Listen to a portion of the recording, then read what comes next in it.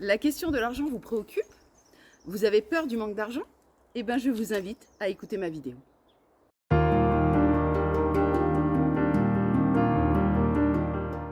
Bonjour, je suis Stéphanie Sellero, thérapeute, coach émotionnel. Aujourd'hui, dans cette vidéo, on va parler de l'argent.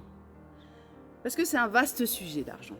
On est là, on se pose plein de questions et on a souvent cette peur on a de l'argent mais on en veut plus ou on manque d'argent. Donc en fait, on a plein de questions. Donc aujourd'hui, je vais essayer de vous amener 3 points sur cette question-là qui, effectivement, comme je vous l'ai dit, est un vaste sujet, donc on pourrait en parler pendant très longtemps et je pense qu'il y a d'autres solutions. Alors comme vous le savez, j'adore prendre des images. Donc aujourd'hui, on va faire l'analogie de la baignoire. Qu'est-ce que c'est l'analogie de la baignoire? Eh bien en fait, en 3 points. Premier point, on va boucher le trou de cette baignoire. Deuxième point, on va voir où est le robinet. Et troisième point, on va voir si on peut mettre plusieurs robinets sur cette baignoire.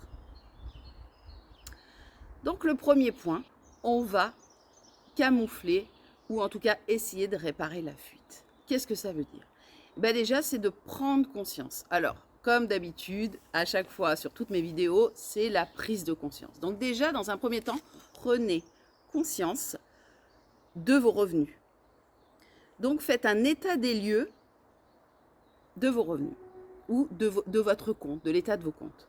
Donc il y a plusieurs façons de le faire. Il existe des logiciels, vous pouvez faire un tableau Excel. Moi personnellement, je prends un tableau Excel.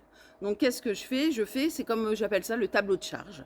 Donc en fait, je mets dans mon tableau tous mes revenus, tout ce qui rentre et toutes mes dépenses.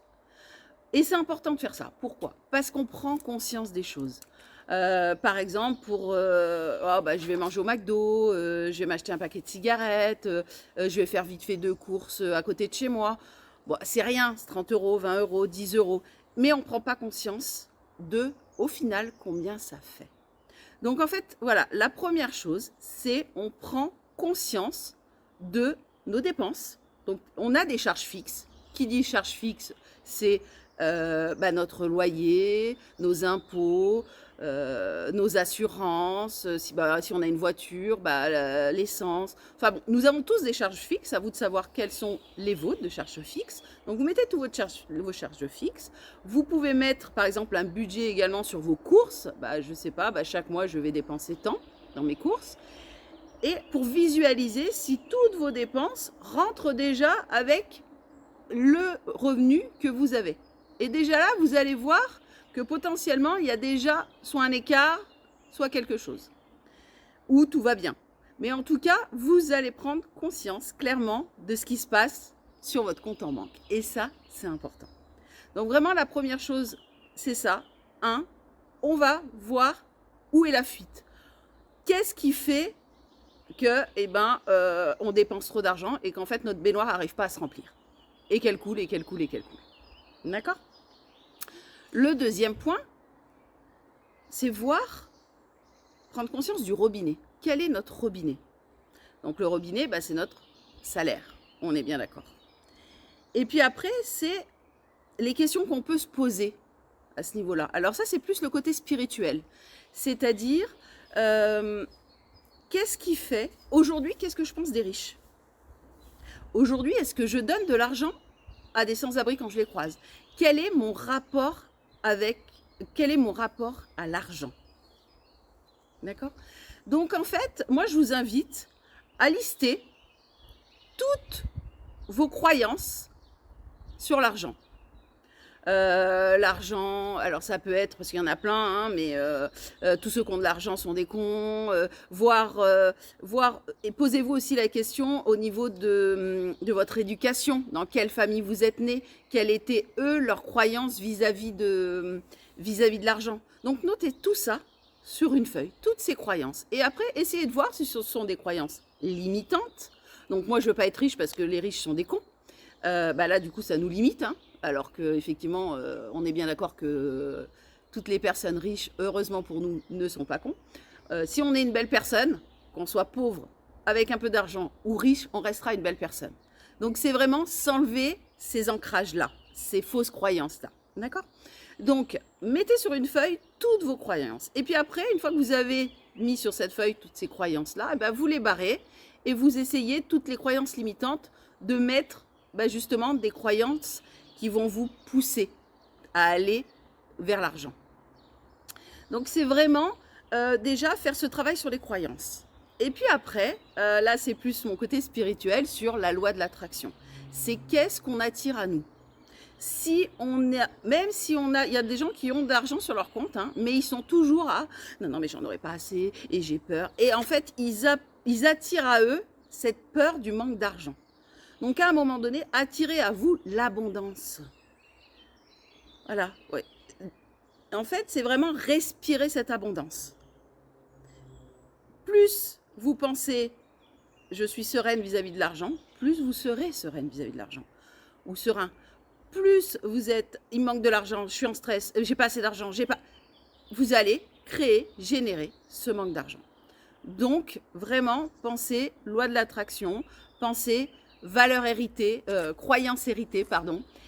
Et justement, allez voir quelles sont les valeurs qui sont aussi derrière, qui peuvent justement vous aider à surmonter cette peur du manque et du manque d'argent.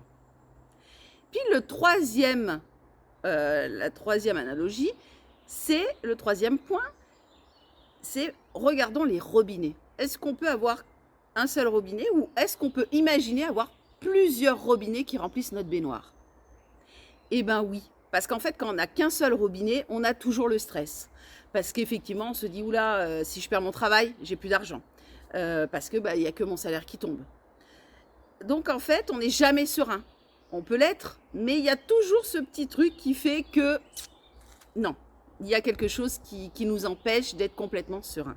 Alors que si on arrive à activer plusieurs robinets, notre baignoire se remplit mieux et du coup, nous, on est plus serein. Alors c'est quoi d'avoir plusieurs robinets? Je vais vous donner un exemple concret, le mien. Moi, j'ai toujours travaillé en entreprise, donc j'avais mon salaire fixe, sans problème. Puis un jour, avec des amis, on a décidé sur un coup de tête de réserver un voyage à New York. On a pris notre voyage à New York. Et quand j'ai pris le voyage, le vol était super, pas très cher, donc c'était génial. Mais quand j'ai commencé à regarder le logement, la vie là-bas, je me suis dit, waouh, mais qu'est-ce que j'ai fait? Le stress complet. Parce qu'effectivement, je me suis dit, j'aurais pas les moyens, en fait, d'y aller. Et là, je me suis dit, c'est trop tard, tu vas te donner les moyens.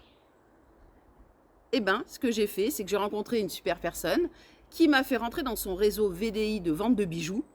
Et en fait, j'ai commencé à vendre des bijoux. Donc, qu'est-ce que j'ai fait? J'ai ouvert un autre robinet. J'ai gagné de l'argent en vendant ces bijoux, en faisant ces réunions. Et tout cet argent, je l'ai pris et c'est ce qui m'a permis de faire mon voyage à New York et de profiter pleinement de ce voyage. Donc en fait, c'est ouvrir plusieurs robinets. Donc là, je vous parle effectivement d'un autre boulot d'être VDI, mais il y a d'autres choses. Il peut y avoir des investissements dans l'immobilier.